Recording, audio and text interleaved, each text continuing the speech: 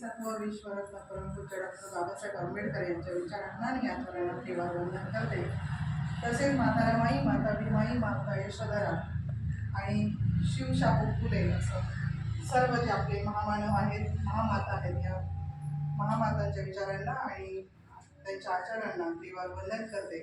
आणि तसेच आपल्या ज्या संस्थेतून डॉक्टर बाबासाहेब आंबेडकरांनी धम्मदीक्षा घेतली आणि आपल्या लाखो अनुयायांना ती धम्मदीक्षा दिली, अशा संपूर्ण बौद्ध भारतीयांची मातृसंस्था ही बुद्धिस्ट सोसायटी ऑफ इंडिया अर्थात भारतीय बौद्ध महासभा जगाच्या कानाकोपऱ्यापर्यंत आपला धर्म पोहोचवण्याचं जे कार्य करत आहे, त्या कार्यास माझं देवावंदन. संस्थेचे तृतीय अध्यक्ष भीमराव साहेब तथा राष्ट्रीय संरक्षिका मीराताई आंबेडकर आणि राष्ट्रीय सल्लागार तसेच समता सैनिक दलाचे राष्ट्रीय अध्यक्ष बाळासाहेब आंबेडकर यांच्याही अश्वगतीने चाललेल्या धम्मकार्यास माझे वंदन. तसेच आज आपण या ठिकाणी खूप छान संकल्प केलेला आहे. प्रथमच ही कल्पना आम्हाला या पिंपरी चिंचवडमध्ये पाहायला मिळालेली आहे. त्यामुळे आणि हे आपलं पुण्यकर्म आहे. जसं आता सांगितलं आपल्याला की हे बुद्धांचे विचार आहेत, ही वाणी बुद्धांची वाणी आहे आणि ही वाणी कशी आहे, त्रिकाल सत्य आहे.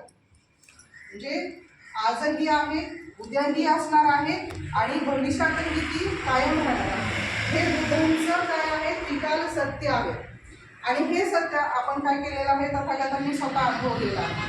तथागतांनी काय सांगितलेलं आहे की तुम्ही जे अनुभवलेलं आहे, जसं आपण आता नेहमी म्हणतो की जे अनुभव शिकवतो ते कुणी शिकवू शकत नाही, जसं तथागतांनी अनुभवलेलं आहे की दुःखाचं कारण काय आहे, त्यांनी दुःखाचं कारण सांगितलेलं आहे, दुःखाचं निवारण सांगितलेलं आहे आणि त्याच्यावर उपायही सांगितलेला आहे की तुम्ही जीवन जगताना. आता हे मला समजलं, मला माहीत आहे तथागत म्हटलंय, पण मी हे दुसऱ्याला देऊ की नको त्याच्यावरही विचार.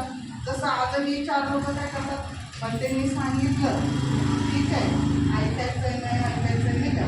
पण बाबासाहेबांनी सुद्धा काही लोक मूर्ख लोक पण असे म्हणतात की नाही का, उगाच बाबासाहेबांनी एवढं काम केलं.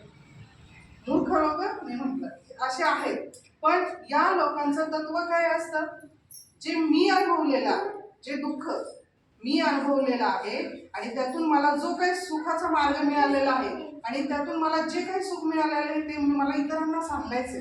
म्हणजे त्यांना पण ते दुःख आहे हेच त्यांनी भाषा केलेली आहे. तथागतांनी की सिद्ध केलेलं आहे की जीवनामध्ये दुःख आहे, म्हणजे दुःख नाहीसं कसं करायचं, हा मी माझा अनुभव घेतलेला आहे स्वतः. आपण विपश्यना सुद्धा यासाठीच करतो की स्वतःला ओळखायचा, स्वतःचं दुःख म्हणजे काय आहे की आपण त्यावेळेला विचार करतो की मी काय केलेलं आहे, माझं आजचं दुःख काय आहे, मला आज काय दुःख आहे, ते मला निवारायचं आहे. कसं निवारायचं आहे, तर आपल्याला उपवसत आहे. आणि ही जी संकल्पना आहे ती उपवसताची, ती अतिशय सुंदर संकल्पना आहे आणि तुम्ही अतिशय म्हणजे योग्य रस्त्यावर आहात.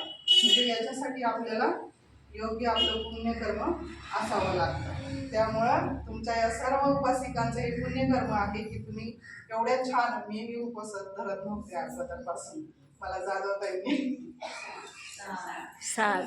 ताईधारा उपवास धरा म्हणजे नाही का, म्हणजे खूप छान वाटतं आणि खरोखर स्वानुभव आहे, प्रत्येकाला तो येईल.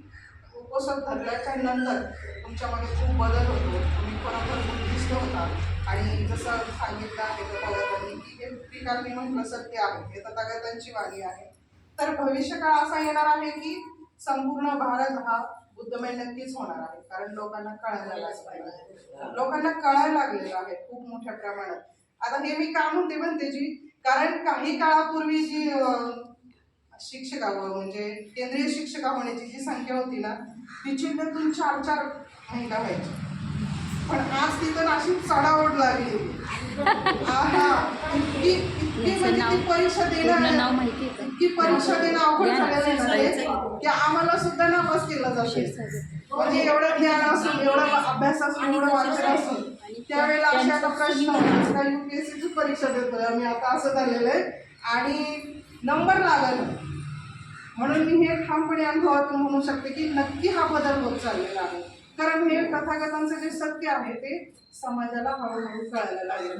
हे तुम्हाला अनुभवातून पण येत असेल की पहिलं विहार कसं होतं, आत्ता विहार कसे आहेत, आत्ताची विहार कसे आहेत. महिला बोलायला लागलेल्या आहेत, महिला यायला लागलेल्या आहेत, आपली घरं सुधारायला लागलेली आहेत. हे सत्य, कारण हे सत्य माहीत होतं. आतापर्यंत धम्म सगळ्यांपर्यंत पोहोचला नाही. ही धम्माची खूप मोठी आहे की आपल्याला प्रचार प्रसारक मिळाले नाही. म्हणून आपल्याला या सर्वातून प्रचार प्रसारक पण घडवायचे आहेत. एवढे बोलते आणि थांबते. तुमचा सर्वांचा जास्त वेळ घेतला त्याबद्दल क्षमस्व.